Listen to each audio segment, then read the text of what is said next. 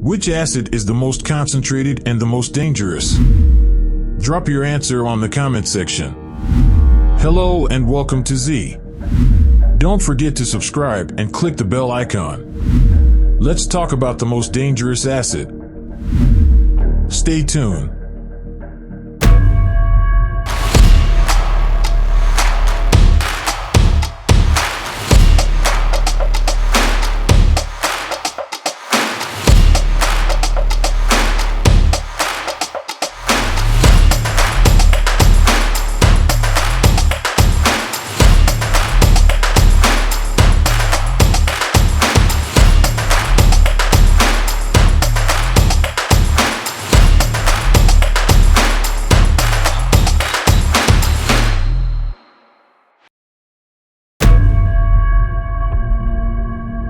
In February of 2019, a truck carrying sulfuric acid was unable to make it to the Mutanda mine, which is located in the southeast of the Democratic Republic of the Congo and contains copper and cobalt deposits.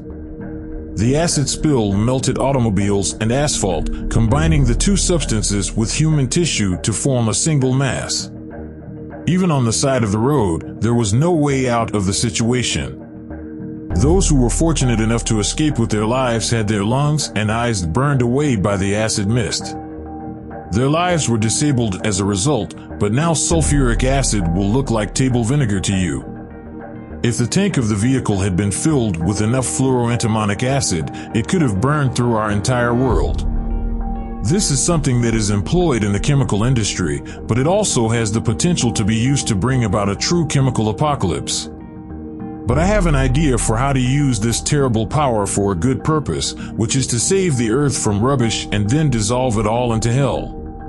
Fluoroantimonic acid has a strength that is over 1 billion times greater than the most concentrated form of sulfuric acid. It immediately liquefies steel, concrete, glass, and other materials, as well as any rubbish. It could be interesting to put fluoroantimonic acid in our stomachs instead of the hydrochloric acid that is now there. Then you would be able to consume everything, including nails and plastic packaging, but you would need a stomach made of Teflon to do it, and most crucially, you wouldn't be able to drink any water. In general, everywhere and always, due to the fact that fluoroantimonic acid possesses a number of properties, would set it apart from others in the event that a few drips of this acid were to get on your palm in a matter of seconds. It would blaze through any protective workwear, including gloves and overalls, and of course it would get to the skin. You have already made the correct assumption that a chemical burn and excruciating pain are in store for you. Your muscles and tendons would begin to dissolve almost immediately after your skin did, but then something unexpected would take place in addition to all of this. Your skin would instantaneously vanish. First, you would smell the meat that had been cooked, and then the deadly gas would strike your nostrils. As a result of the pain and shock, your brain would shut down in 1 minute. The acid would begin to boil, and steam would rise from your skin. You should know by now that unlike other acids, fluoroantimonic acid does not simply dissolve all things. Rather, it also undergoes a violent reaction with water, which results in the emission of heat and gaseous fluorine. Since the tissues of your body are composed of water in a ratio of 2/3 to 1/3, the acid would first boil away all of the water in the tissues before dissolving them and then releasing it. Your hand would be entirely dissolved if there was a greater concentration of acid than the poisonous fluoride that was produced under pressure as a byproduct of a chemical process. After only 6 minutes, the muscles and bones would disintegrate almost immediately, and then the skin. However, a catastrophic outcome is guaranteed to occur inside the first minute. Would make it impossible for you to take pleasure in this show, and that's assuming you didn't pass out within the first few seconds of seeing it. You would die from the deadly fluoride as soon as the air in your lungs ran out and you were forced to breathe in the poisonous atmosphere. If the acid were a pool the size of your entire body, it would only take 15 minutes to reach a boil and fully dissolve your body. Fortunately, as soon as you took the plunge, your skin, muscles, internal organs, and bones would be dissolved almost instantaneously. By the way, I'll soon need such pools to dissolve rubbish. But what materials can be used to construct them if they are going to fast dissolve in the superacid? Teflon containers are the sole acceptable option for the long-term storage of fluoroantimonic acid. This is the only solution. Teflon is made from hydrogen fluoride, which is the same component that fluoric acid itself is made up of. This enables it to survive in extremely hostile environments, yet, even if I were to construct a Teflon pool that was multiple miles wide and tens of miles long, I would still face a different challenge. You already know which one. If you simply submerge the rubbish in our extremely caustic liquid, the acid would react with the moisture and we would get an instant increase in temperature and pressure. The waste wouldn't have time to dissolve since there wouldn't be enough time for the reaction. I believe that before we begin to rid humanity of garbage with superacid, we should evaluate the risks involved and develop safety rules. This is because it will be scattered by a thermal explosion along with the remnants of boiling acid and clouds of toxic gas. Before we do this, we should develop safety rules. What steps would we take, for instance, in the event that the disaster that you saw at the beginning of the movie occurred again, but this time involved a truck carrying fluoroantimonic acid rather than sulfuric acid? This time, there would be a significantly higher number of fatalities than you saw in the Congo, as well as blindness, gas poisoning, and chemical burns for those who were lucky enough to survive. To neutralize the acid, you would need to fill the spill site with tons of lime, which is poisonous and harmful to all living things on its own. In order to deactivate the chemical compounds that would otherwise thoroughly permeate the soil as a result of their interaction with water, dozens of fog nozzles would be used to flood what was left with water. The fluoride gas would be released into the atmosphere in quantities measuring in the hundreds of cubic feet per second. It would be necessary to evaluate all of the nearby villages, and the accident site would stay a toxic wasteland for an extended period of time, making it impossible for anything to grow or survive there, but this would still be the best choice. What if the emergency services weren't ready for the impending local apocalypse when the acid and recycled waste continued to burn and dissolve? The number of casualties, of course, would be much larger, but I'll state right away no, the acid would not burn through the planet interacting with the moisture in the soil or reaching the aquifer. The number of victims would be much higher than they are now.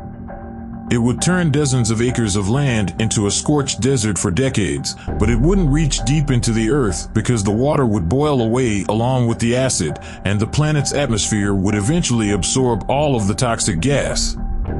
The acid would give us a second Chernobyl. It would poison the air with fluoride gas. It would turn a second Chernobyl. But it wouldn't reach deep into the earth. Therefore, it would appear that we would be able to handle any mishaps or acid leaks despite the fact that we are concerned about the environment. All of this wouldn't be very appealing, but even if we planned every aspect of the journey with complete certainty, the issues will have just begun to start. You'd only be able to dissolve the kind of rubbish that doesn't include any moisture or glass, which would be a challenge.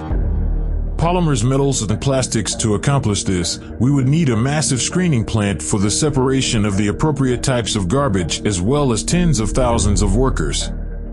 After that, it would be necessary to apply dewatering technology to the typical types of garbage before we could dissolve it.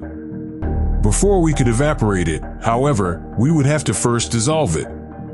All of the water or extracted using enormous centrifuges, whichever comes first, either way, we'd need to construct enormous factories just to prepare the garbage. By the way, special containers for dissolution would need to be able to hold enormous volumes measured in millions of cubic feet, in addition to having special security systems and, most importantly, a full Teflon coating. If there was an accident with such a pool, well, this isn't some tank truck. Acid would end out in rivers, seas, and oceans in the form of millions of tons of acid. This would be a catastrophe that would make mountains of waste appear like an ecological paradise. It should come as no surprise that massive marshalling yards are going to be built. The construction of massive facilities for the dewatering of waste and thousands of enormous Teflon pools filled with acid would entail an expenditure of trillions of dollars. it would appear that it would be more cost-effective to throw all of the garbage into a black hole than it would be to dissolve it in acid. In addition, it would appear that if we solved some environmental problems, we'd create other, much more serious problems, and instead of a littered planet, we'd have a planet that was littered. It would not be difficult for you to simply obtain a burned Earth and an immortal life by donning gas masks and chemical protection suits. I must admit, I let my enthusiasm get the best of me. My suggestion to destroy the rubbish of the globe with superacid is too radical, of course, because no one wants to put so much of a risk on the future of the planet and invest in such a risky enterprise with a budget similar to the annual income of the United States, but perhaps there is an easier method for humanity to get out of this predicament. One such place is the village of Kamikatsu in Japan. The people who live there have no need for my wacky, hyper-acid thoughts.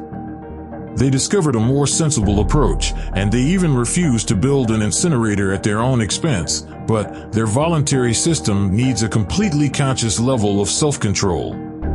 Tell us about it in the comments below. Would you be willing to separate your trash into one of 34 categories?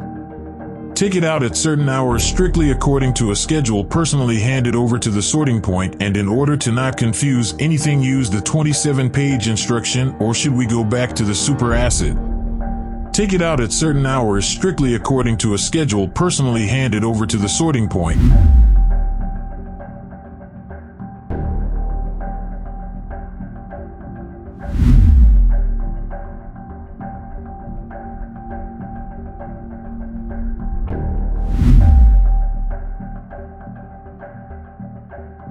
This is all for now. Thank you for being with us.